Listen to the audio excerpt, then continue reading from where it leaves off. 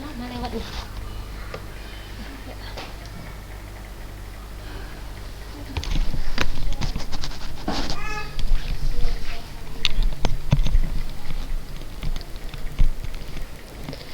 Bismillah. Assalamualaikum warahmatullahi wabarakatuh.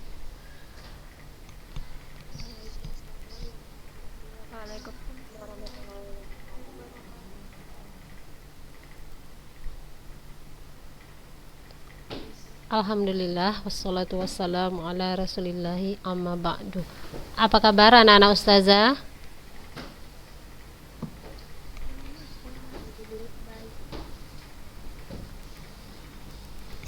Siap untuk memulai pelajaran kita di hari ini?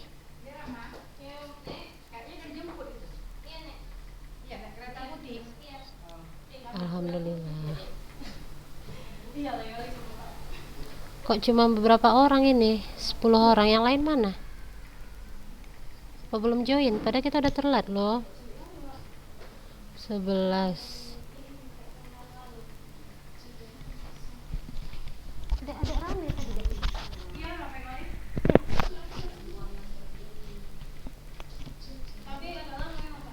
Mm-mm. Berapa menit?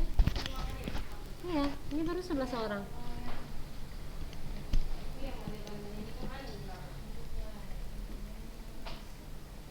Kemanalah kawan-kawan nanti ini?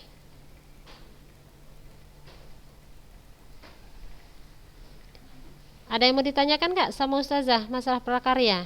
Kakak-kakak?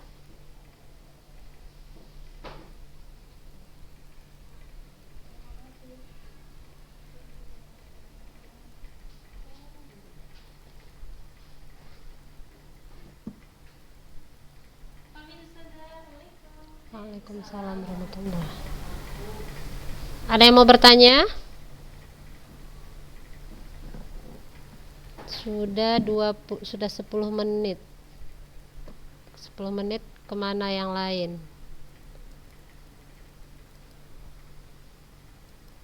Baik. Nggak apa-apa walaupun cuma 15 orang, tapi kalau serius belajar, Masya Allah ya. Ya, sambil menunggu yang lain, mudah-mudahan mereka segera join ya. Anak-anak ustazah, kita kembali di pelajaran prakarya. Kita di bab 1, wirausaha kerajinan dengan inspirasi objek budaya lokal. Nah, minggu yang lalu kita sudah sudah belajar apa itu budaya lokalnya ya, contoh-contohnya. Ya ustazah, kita coba juga mencari beberapa budaya daerah. Kayaknya kemarin ada yang dari Batam, ada yang dari Aceh ya kan. Nah, kita juga sudah mencoba memilah mana yang termasuk budaya non benda dan mana yang termasuk objek budaya atau artefaknya. Hari ini kita masuk ke perencanaan usaha kerajinan dengan inspirasi budaya lokal. Ya, usaha kerajinan dengan inspirasi budaya lokal. Nah, anak-anak ustazah, di dalam kegiatan wirausaha, nah kita harus didukung dengan ketersediaan sumber daya. Sumber daya bermacam-macam yang termasuk ke dalam sumber daya. Ada manusianya, materialnya, peralatannya, cara kerja, pasar dan pendanaannya. Nah, di dalam kegiatan wirausaha ini dikenal dengan istilah 6M. Coba, siapa yang ingat dengan 6M? Di semester 1 kayak kita sudah belajar tentang 6M ini ya. Coba.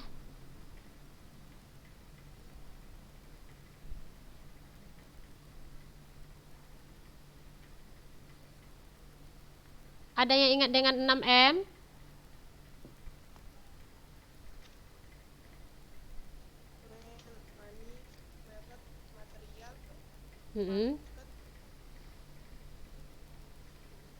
Ya, apalagi Fatimah?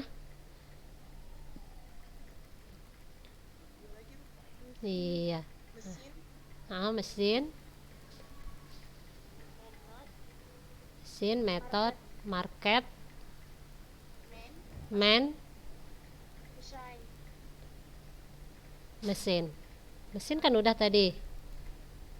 man, money, material, mesin, method, dan market.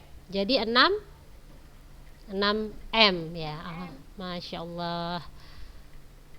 Iya.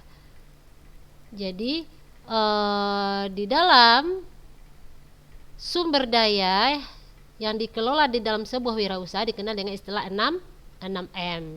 Yaitu ada man atau manusianya, money, uangnya, material, bahannya, mesin, peralatannya, metode dan cara kerja serta market atau pasar. Nah, wirausaha kerajinan anak-anak ustazah dengan inspirasi objek budaya lokal ini juga dapat kita mulai dengan melihat apa, yaitu melihat potensi bahan baku atau material ya yang ada di daerah itu, di daerah setempat ya kan. Apalagi harus kita perhatikan keterampilan produksi. Nah, yang masuk ke dalam keterampilan produksinya adalah man dan mesinnya, yaitu orang dan peralatan. Nah, 3 hal ini harus kita perhatikan sebelum memulai kegiatan wirausaha kerajinan lokal tadi. Ya. Jadi, apakah materialnya tersedia gitu di wilayah setempat. Nah, bagaimana keterampilan produksi yang mencakup manusia dan peralatannya. Ya. Nah, wirausaha kerajinan dengan inspirasi budaya lokal ini juga akan menawarkan karya-karya kerajinan yang inovatif kepada pasaran atau marketnya. Nah, siapa pasar sasarannya? Yaitu orang-orang yang menghargai dan mencintai kebudayaan tradisional. Ya, dan kemampuan mengatur keuangan atau money di dalam kegiatan usaha juga akan menjamin keberlangsungan dan pengembangan usaha. Nah, itu tadi di dalam perencanaan usaha kerajinan dengan inspirasi objek budaya lokal. Nah, harus ada sumber daya. Sumber daya yang harus ada di dalam sebuah wirausaha adalah 6M. Ya, anak-anak ustazah paham ya? Nah, paham, Masya Allah. Itu tadi perencanaan. Sekarang kita masuk ke B yaitu perancangan dan produksi kerajinan dengan inspirasi objek budaya lokal. Nah, masuk ke perancangannya ya.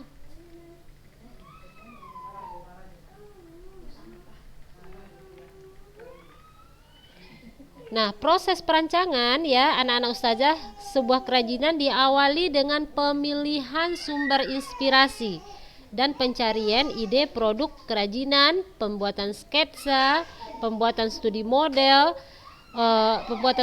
kerajinan, dilanjut dengan pembuatan petunjuk produksi.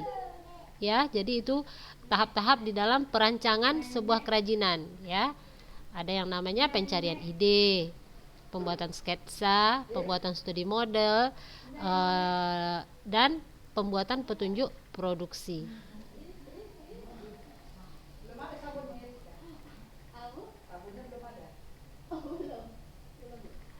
Nah, ide kerajinan dengan inspirasi objek budaya lokal ini akan dikembangkan menjadi produk.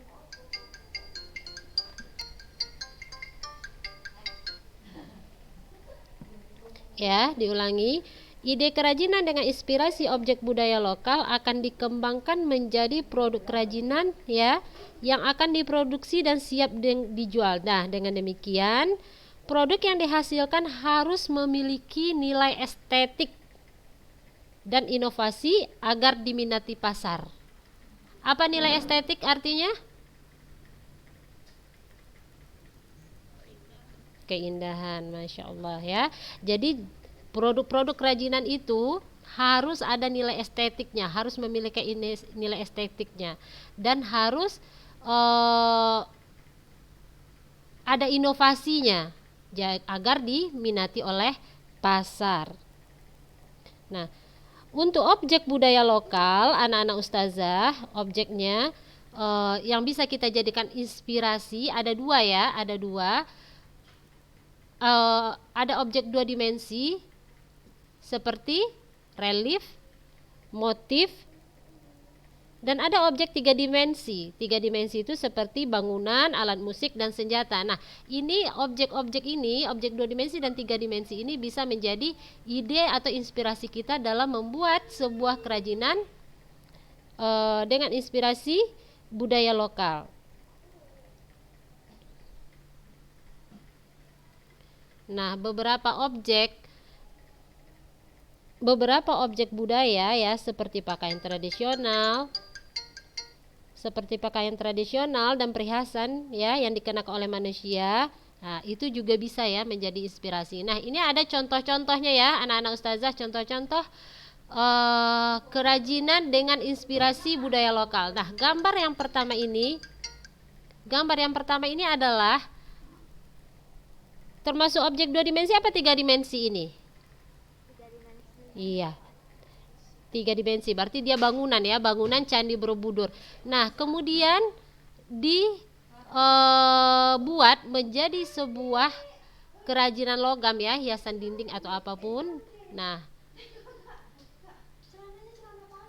nanti bisa perhatikan gambarnya ya anak-anak ustazah. Ini adalah kerajinan Candi Borobudur.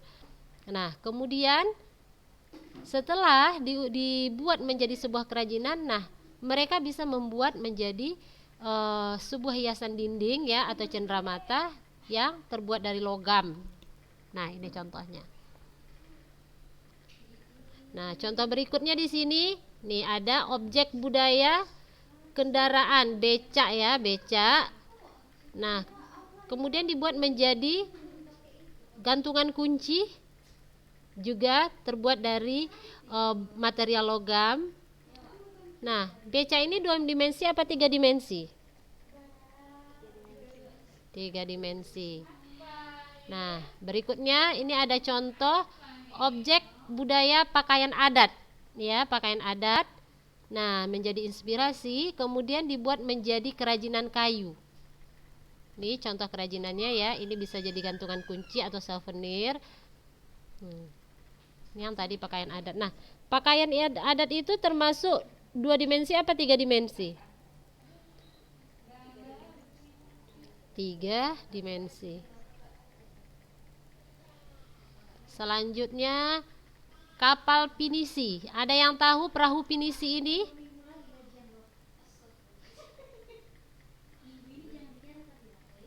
Pernah dengar cerita tentang perahu pinisi?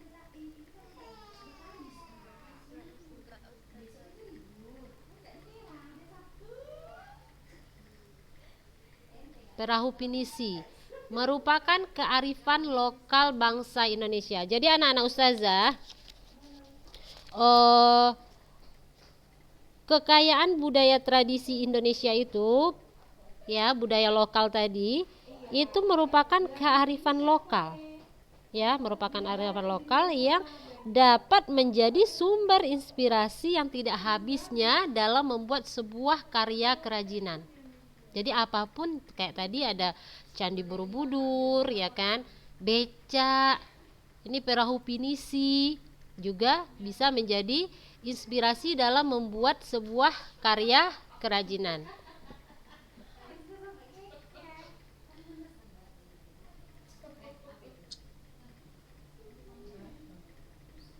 Jadi nggak ada yang tahu nih tentang perahu pinisi ini? Enggak.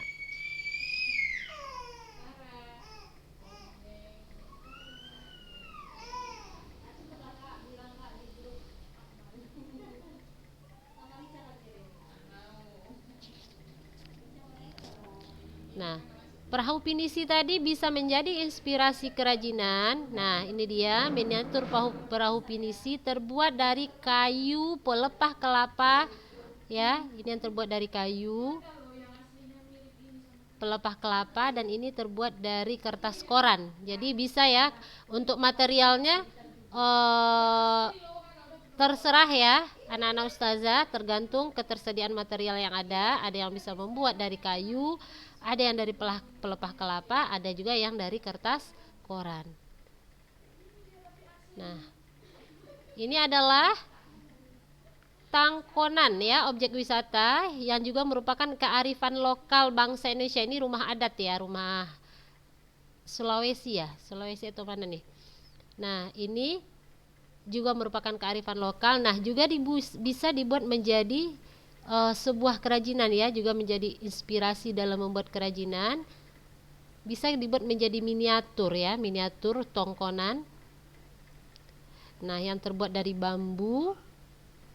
Nah, ini juga namun berbeda fungsi ya, anak-anak ustazah. Yang satu miniatur, yang satu ini bisa menjadi wadah ya, entah tempat koran, entah tempat tisu. Kalau dia agak besar bisa menjadi tempat koran ya, kalau kecil bisa tempat tisu misalnya.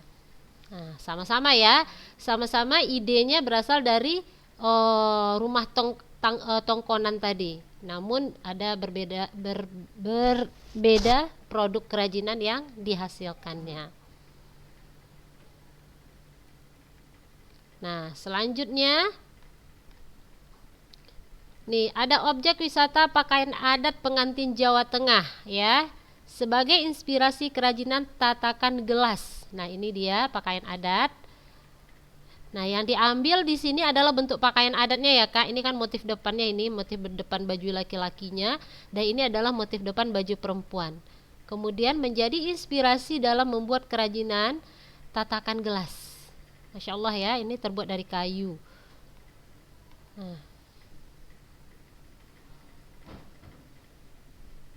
Nah, selanjutnya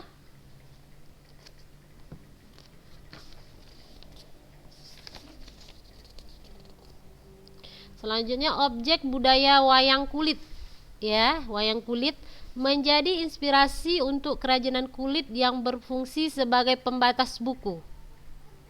Ya, ini contohnya ya Kakak. Tahu wayang kulit kan? Ada yang nggak tahu? Tahu ya wayang ya? Mungkin ada yang di rumahnya menyimpan sebagai cenderamata atau apa. Namun di layar kaca pun di televisi kita sering melihat wayang-wayang ini ya, buku-buku juga. Jadi kita tidak asing ya kakak-kakak dengan wayang ini. Nah, ini terbuat dari kulit. Ya, kalau yang kenapa dia disebut wayang kulit gitu? Memang dia terbuat dari kulit yang diberi motif, diukir, diwarnai ya.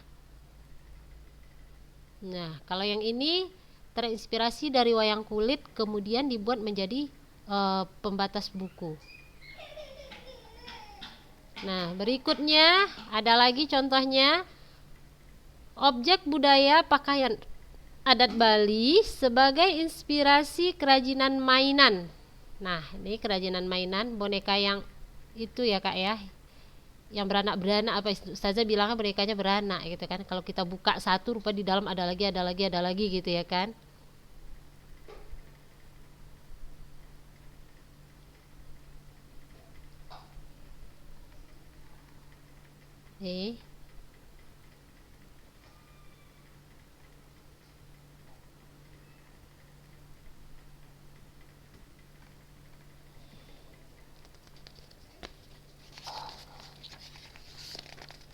Nah, terakhir ada lagi nih, wadah persembahan upacara adat Bali.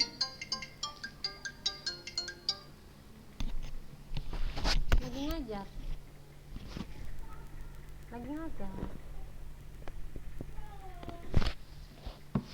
Nah, ini ada lagi wadah persembahan upacara adat Bali ya, atau sebagai inspirasi kerajinan wadah perhiasan. Ini ya Kak ya. Ini dia wadahnya. Nah, kemudian dibuat yang kecil sebenarnya ya, dibuat yang kecil. Inspirasinya adalah dari wadah adat ini, upacara adat ini. Namun beda fungsi. Kalau ini berfungsi untuk upacara adat. Nah, kalau yang kerajinannya, yang inspirasinya berfungsi untuk tempat perhiasan. Itu tadi contoh-contoh kerajinan dengan inspirasi budaya lokal.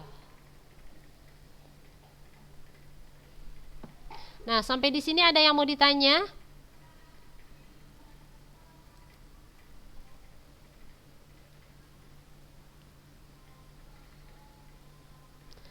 Ada yang mau ditanya?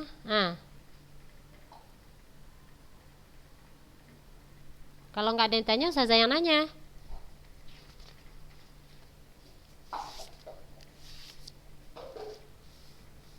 Relief itu apa aja? Apa Zahra? Relief itu apa aja? Relief itu motif kakak. Nah, tapi dia sudah diterapkan di bangunan biasanya. Contohnya candi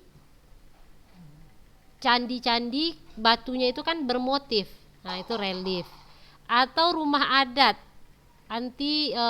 Misalnya pergi ke satu tempat. Nah, kalau rumah adat itu kan biasanya ada ukiran-ukirannya kan? Pernah lihat nggak, Zahra? Pernah aja. Itu namanya relief. Jadi motif ya itu. Yang lain ada yang mau ditanya?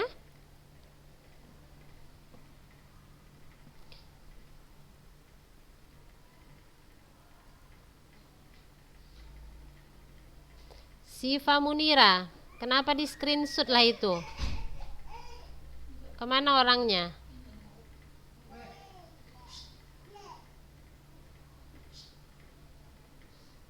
Ayo, kalau nggak ada yang tanya Ustazah yang nanya ya.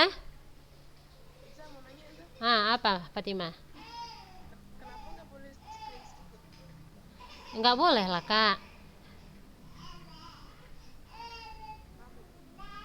Hah? Ya ngap ya nggak boleh lah, kita kan zoom tatap muka lah lewat zoom. Jadi kalau anti screenshot berarti anti kan bohongi ustazah namanya itu, ya kan begitu. Buka kamera ya, anti buka kamera mukanya udah patung aja di situ ya kan, orangnya entah kemana-mana. Nah, screenshot materi boleh tapi kan anti kan nggak waktu zoom. Iya, kalau misalnya anti meninggalkan tempat anti zoom, anti kan bisa permisi sama ustazah, hidupkan Afwanza, Anda permisi sebentar, kan enak kita ya kan. Ibarat kita ini kan kak, walaupun kita jarak jauh, tapi kita berada di kelas, kita anggaplah kita ini berada di kelas ya. Jadi ustazah di sini duduk menghadapi anak-anak ustazah, anak-anaknya juga gitu seharusnya duduk mendengarkan ustazah memberi materi. Kalau screenshot materi silahkan. Oke.